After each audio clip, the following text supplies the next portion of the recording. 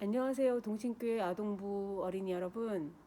오늘 저희 아동부 예배를 접속해서 시청을 하시다가 중간에 이렇게 전송이 끊겨서 예배가 잘 된 것을 정말 죄송하게 생각합니다. 그래서 말씀 부분을 제가 다시 한번 녹화를 해서 보내드리는 게 좋을 것 같아서 비록 부족하지만 이렇게 혼자서 아동부실하는 데서 녹화를 해봅니다.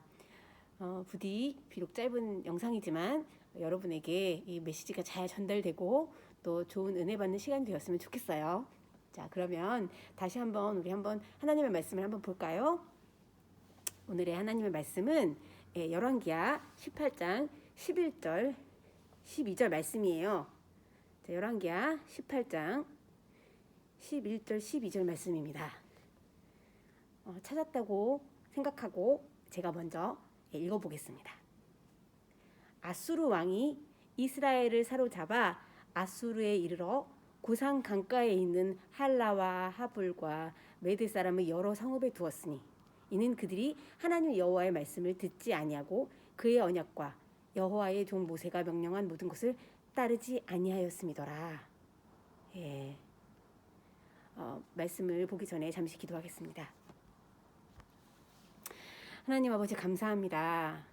비록 저희가 한자리에 모여서 예배 드릴 수 없는 상황 가운데 있지만 그래도 하나님의 말씀을 사모해서 이렇게 다시 한자리에 비록 장소는 달라도 주님 한 마음으로 이렇게 모여서 말씀을 듣게 하시면 감사합니다. 하나님 주께서 말씀을 전하는 저를 사용하셔서 하나님이 하시고자 하는 말씀이 잘 전달될 수 있도록 주님 사용하여 주시옵소서. 예수님의 이름으로 기도드렸습니다. 아멘. 자, 오늘의 말씀, 북왕국 이스라엘은 하나님을 떠나 멸망했어요 라는 제목의 말씀입니다. 자, 이 그림 어디서 많이 봤죠? 이 그림은 12척과 133척, 이쪽에 134척을 다 그리지는 못했지만 저 12척 대 133척의 배의 전투를 그린 그림이죠. 자, 만약 12척과 133척의 배가 서로 싸운다면 누가 이길까요? 우리는 역사에 이 상황이 실제로 있었던 것을 알기 때문에 누가 이겼는지 알고 있지만 사실 그냥 산수적으로만 계산한다면 분명히 133척의 군대가 이기는 것이 맞겠죠. 그런데 우리는 알고 있죠. 12척이 이겼다는 사실을. 이 유명한 12척의 배의 승리 사건 주인공이 누구였을까요? 네, 여러분이 아시는 대로 이순신의 명량해전입니다. 이순신의 명량해전은 단순히 12척이 133척을 이겼다는 그냥 그런 극적인 스토리가 아니라 정말 절망 속에서 어떤 것을 기대할 수 없는 상황 가운데서 목숨을 내놓고 이길 수 있을지 없을지 알 수 없는 상황 가운데 내 목숨보다 나라를 더 귀중히 여긴 사람들이 나라를 지켜낸 이야기입니다. 그래서 우리는 이 이야기를 영화로도 보고, 그죠? 명량이라는 영화에도 나오죠? 저도 그 영화를 봤어요. 그 영화를 통해서 또 우리 스토리를 통해 역사를 통해서 우리가 볼 수 있는 내용은 한 나라를 지키는 것이 나 자신의 목숨을 내어놓았을 때 가능했었다는 것. 만약 이 사람들이 이순신과 또 그들의 군사들이 자신의 목숨을 먼저 생각하고 그 상황에서 도망을 갔더라면 어떻게 됐을까요? 그랬으면 아마도 지금의 우리나라는 있지 않을지도 모릅니다. 아마 우리가 알고 있는 그 일제시대가 훨씬 더 먼저 조선시대에 왔을지도 모르겠어요. 이렇게 자기 나라를 지켰던 사람들을 봤을 때 우리도 하나님께서 이 사람들처럼 군사로 부르셨어요. 뭐를 지키라고 부르셨을까? 그리고 어떻게 지키라고 부르셨을까? 오늘 열왕기하 18장의 말씀은 그런 이야기입니다. 하나님이 우리를 군사로 부르셨고 또 우리가 군사로서 무엇을 어떻게 지켜나가야 할지에 대한 이야기예요. 한번 볼까요? 같이 읽어보겠습니다. 하나님만 섬기라. 하나님만 섬기라. 어떻게 이런 말씀이 되는지 한번 차분히 말씀 한번 들여다보도록 하겠습니다. 때는 바야흐로 북이스라엘의 호세아라는 왕이 나라를 다스리던 시대였습니다. 이 호세아라는 왕은 구약 성경에 나오는 선지자 호세아하고는 상관이 없어요. 네, 이름만 같을 뿐이지 다른 사람이에요. 예. 이 호세아라는 북왕국 이스라엘의 왕은 어떤 상황을 맞닥뜨리게 됐냐면, 이제 하나님이 그동안 선지자들을 보내셔서 미리 예언하셨던 상황에 맞닥뜨리게 되었어요.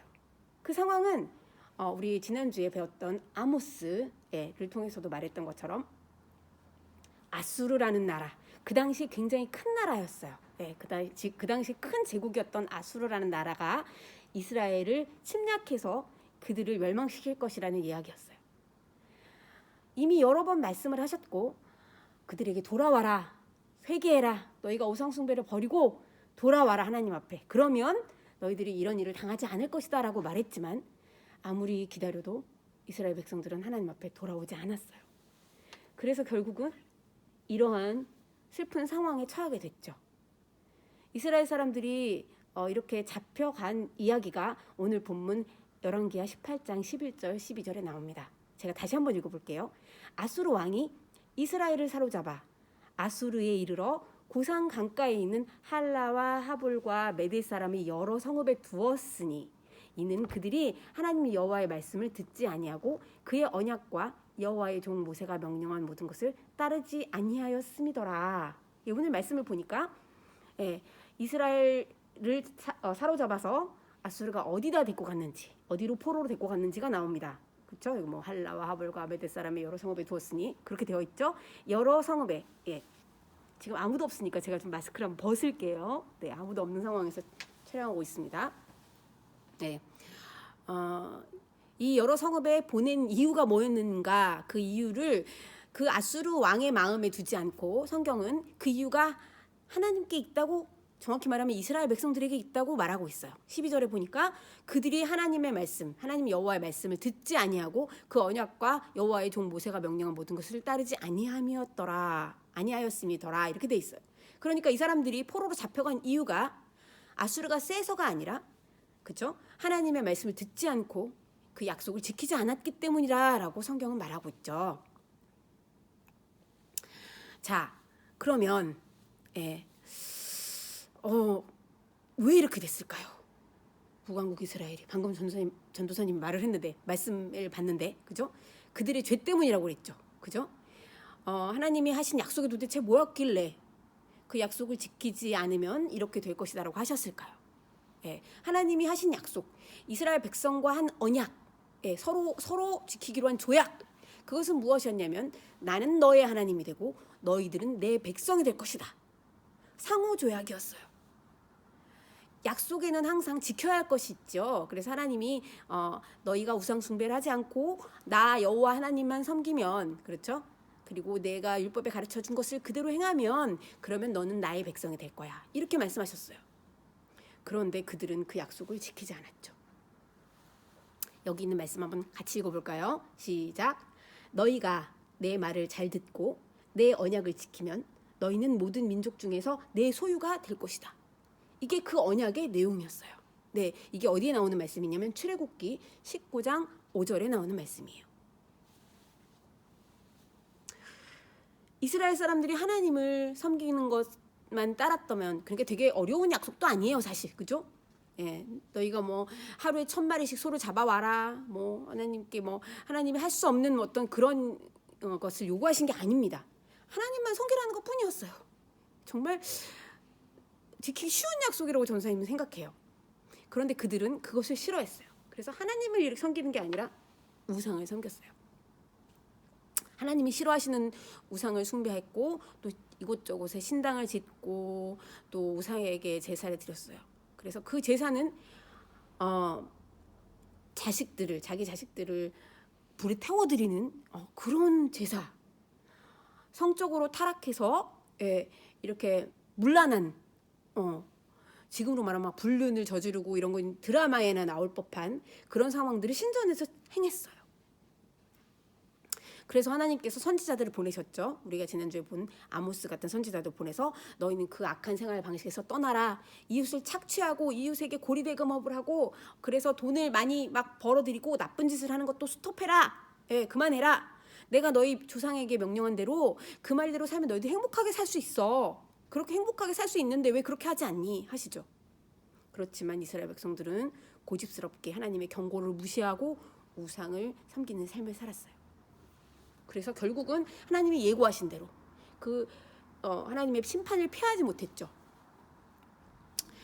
그러니까 이스라엘이 멸망당한 이유는 간단해요. 그죠? 약속을 지키지 않았다. 그리고 우상을 섬겼다. 네. 이 이스라엘 백성의 모습이 되게 답답해 보이죠. 역사 속에서 계속 하나님이 어떻게 되는지 알려주심에도, 그리고 하나님은 한번 약속하시고 또 하시겠다고 하신 일은 꼭 이루시는 하나님이신데 그걸 뻔히 알면서도 그것을 무시한 이스라엘 백성이 너무 답답해 보여요. 그런데 사실 그게 우리의 모습이에요. 우리는 하나님이 왕이십니다. 하나님은 우리 주인이십니다. 하고 고백하죠. 하지만 여러분이 중학교나 고등학교에 올라가서 또는 대입시험을 앞두고 주의를 온전히 지킬 수 있을까? 혹은 나를 위해서 쓰는 10,000원, 20,000원은 아깝지 않은데 하나님의 뜻을 따라 이웃을 돕고 하나님의 일을 위해서 쓰는 10,000원, 20,000원은 아까워하거나 그렇게 하지 않고 기쁘게 드릴 수 있을까? 가장 친한 친구의 생일 파티가 주일에 있다면, 학원의 보충 수업이 주일에 있다면 나는 그것을 제쳐두고 예배를 우선으로 삼을 수 있을까? 오늘날 하나님만 섬긴다는 것은 그냥 말로만 하나님만 섬길게요 라고 하는 것이 아니에요. 우리 모든 삶에서 오직 하나님을 중요하게 여기고, 그죠? 하나님만을 중요하게 여기고 하나님이 기뻐하시는 일을 행하는 거예요. 여러분이 하나님께 나아가는 것에 방해되는 것들을 꼭 잡고 있다면 그것을 놓는 일이에요. 이 세상 나라를 지키는 거는 군인들의 충성심이죠. 우리 대한민국을 지키고 있죠. 군인 아저씨들이 지금도, 그렇죠? 근데 우리 하나님 나라를 지키는 것은 믿음의 정절, 그러니까 믿음의 순전함이에요.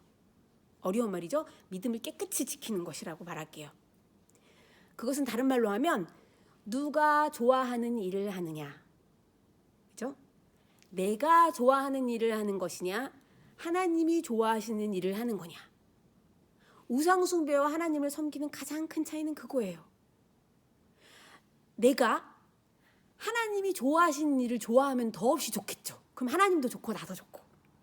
그런데 우리 속은 악하기 때문에 하나님이 좋아하시는 일을 좋아하지 않을 때가 많아요. 정말 하나님을 사랑하고 하나님과 친하게 가깝게 지내는 사람들은 시간이 갈수록 점점 더 하나님이 좋아하시는 일을 나도 좋아하게 돼요. 그렇게 변해요. 그렇지만 처음부터 누구나 그렇지는 않아요. 그럼 그렇게 되려면 어떻게 해야 될까요? 계속 내가 하나님을 우선으로 두고 하나님이 좋아하시는 일을 의지적으로 내가 해야지. 비록 내가 그렇게 좋아하지 않지만 해야지 하는 마음을 가질 때 정말로 하나님이 좋아하시는 것을 나도 좋아하게 될 수 있어요. 많은 사람들이, 또 우리 아동부 친구들이 그럴 것 같은데, 내가 하나님이 싫어하시는 일을 하는 것은 나에게서 끝난다고 생각하는 사람이 많아요. 그죠? 내가 하나님한테 벌 받으면 되지. 내가 다른 사람한테 해줄 거 없으니까. 내가 하나님 앞에 뒤지는 거는 나하고 하나님 사이의 문제야 라고 말할 수도 있겠죠. 그런데 우리가 아까 이순신과 그의 군사들을 살펴봤듯이 그 사람들이 내 목숨 살리려고 도망가는 것은 그 사람 개인의 문제가 아니죠. 그 사람들이 도망갔으면 어떻게 됐다고요? 나라가 망했을지 몰라요. 그 사람들의 역할을 다하지 못함으로 인하여, 그죠? 목숨을 귀하게 여기다가 어떻게 되죠? 나라는 그러면 망하고 그 사람들은 살까요? 아니요. 그 사람들도 결국 죽었을 수 있겠죠. 훨씬 그럴 확률이 높겠죠. 나라가 망하면. 하나님 나라를 우선하지 않고 내 욕심과 내가 좋아하는 일을 우선하면 그것은 나에게서 끝나지 않아요. 그것은 하나님 나라에 영향을 미쳐요. 이스라엘 사람들이 자기의 욕심을 따라 우상을 섬기고 자기가 좋아하는 일을 했을 때 어떻게 되었죠? 그 사람만 벌 받았나요? 아니요. 이스라엘이 망했죠. 마찬가지로 우리가 하나님이 싫어하시든지 말든지 상관없이 살면 이스라엘이 멸망했던 것처럼 우리 나라, 우리 교회가 망해요. 왜요? 하나님 우리를 사랑하시니까요. 우리가 그렇게 사는데도 하나님이 우리를 망하게 하지 않으신다면 정말 사실 그게 더 슬픈 일이에요. 왜냐하면 하나님이 우리에게 관심이 없다는 뜻이 되거든요. 그런데 하나님은 우리에게 너무나도 관심이 많으시고 우리를 사랑하시고 우리를 하나님의 백성으로 생각하세요. 그렇게 삼으셨어요. 그러니까 하나님의 백성을 그냥 놔두시면 그건 하나님의 백성이 아니겠죠. 예.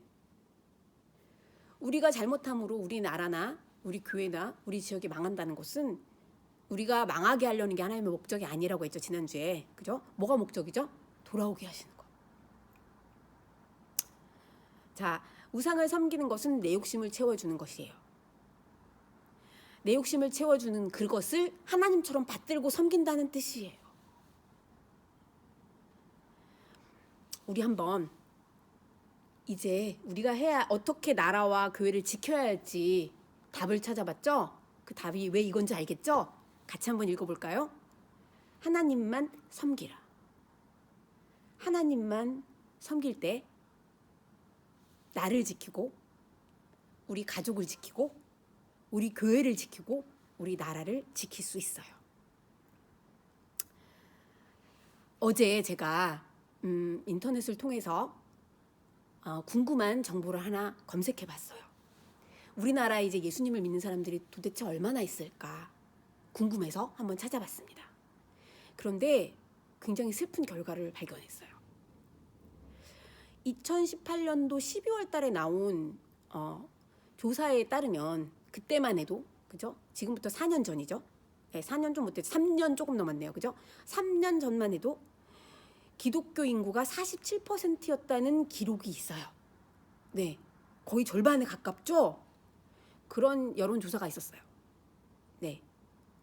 그런데 작년 10월 달에 발표된 결과에 의하면 그 47%였던 기독교인이 17%가 됐대요.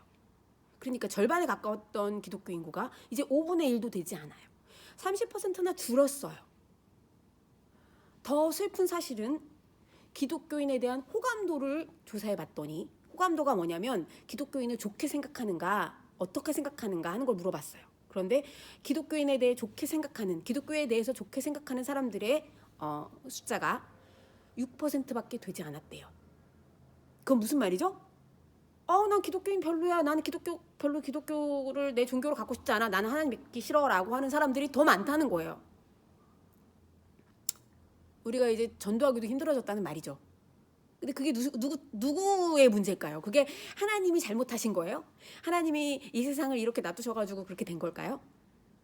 왜 기독교가 사람들에게 비호감이 됐을까요? 바로 우리 기독교인들이 그렇게 살았기 때문이에요. 저는 이 하나님만 섬기라라는 말을 이순신 버전으로 다시 한번 해봤어요. 이순신이 그렇게 말했죠.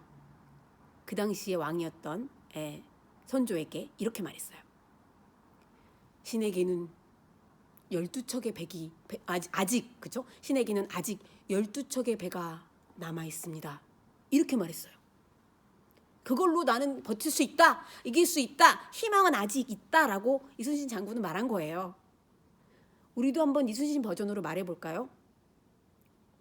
우리나라, 우리 교회, 우리 동네에는 아직 하나님만 섬기는 12명의 사람이 남아 있습니다.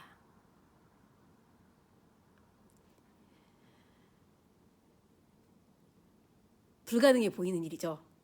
12척이 133척을 이기는 것은. 불가능해 보여요. 17%의 크리스찬이 나머지 83%의 비크리스찬들을 하나님께 인도하는 것은. 우리가 하나님의 백성이라는 이름으로 남을 수 있을까? 이 조그만 숫자로. 우리나라가 하나님의 나라라는 이름을 붙일 수 있을까? 희망이 없어 보이지만 우리 하나님은 크시죠. 이순신 장군보다 커요. 우리는 그 하나님의 힘을 가진 자기 때문에 이순신 장군보다 더 큰 사람들이에요. 우리는 그 12명의 사람이 될 수 있어요. 그리고 이 우리나라, 우리 교회, 그리고 우리 지역, 이곳 우리 가족을 지키는 것은 바로 그 하나님만 섬기는 양다리를 걸치지 않는 12명의 사람들이에요. 12명이라고 전도사님 비유한 거라는 거 알죠? 네. 소수라는 말이죠. 오늘 우리 아동부 예배에 6명이 참여했어요. 조금 슬펐어요, 전도사님은. 많은 친구들이 올 수 없었기 때문에. 알아요. 오기 싫어서가 아니라 올 수 없었다는 사실을. 그런데 전도사님이 정말 바라기는 우리 친구들이 비록 예배를 오지 못했더라도 하나님을 최우선으로 여겨서 아침 일찍 9시가 되면 이 시간이 내가 하나님과 약속한 시간이니까 예배를 드려야지 하고 옷 차려입고 온라인 예배 앞에 앉는 그런 친구들이 12명이 넘었으면 해요. 오늘 몇 명의 친구들이 이 영상을 볼지 전도사님은 몰라요. 하나님은 아시겠죠?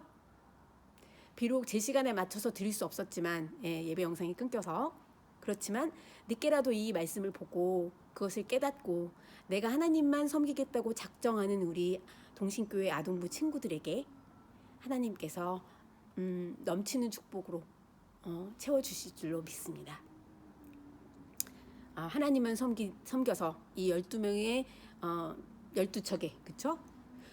소수의 하나님만 섬기는 진정한 믿는 사람들이 되는 이 나라를 지키는 우리 교회를 지키는 여러분이 되기를 예수님의 이름으로 축원합니다. 기도하겠습니다. 하나님 아버지 감사합니다.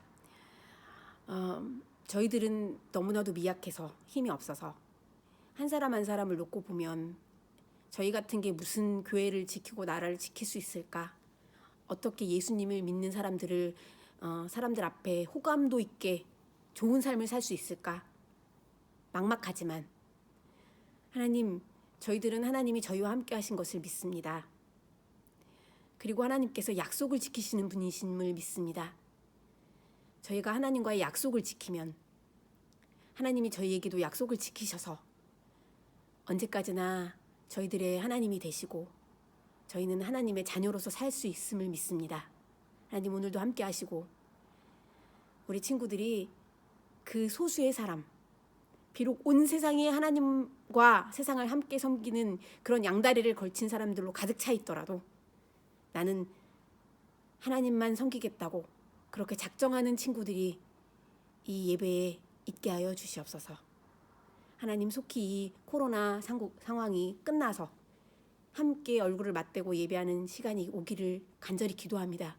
우리 친구들의 간절한 기도가 하늘에 상달되어서 하나님 이 어려워져 가는 세상에 소망이 없는 세상에 소망이 되고 빛이 되는 그런 저희가 되게 하여 주시옵소서.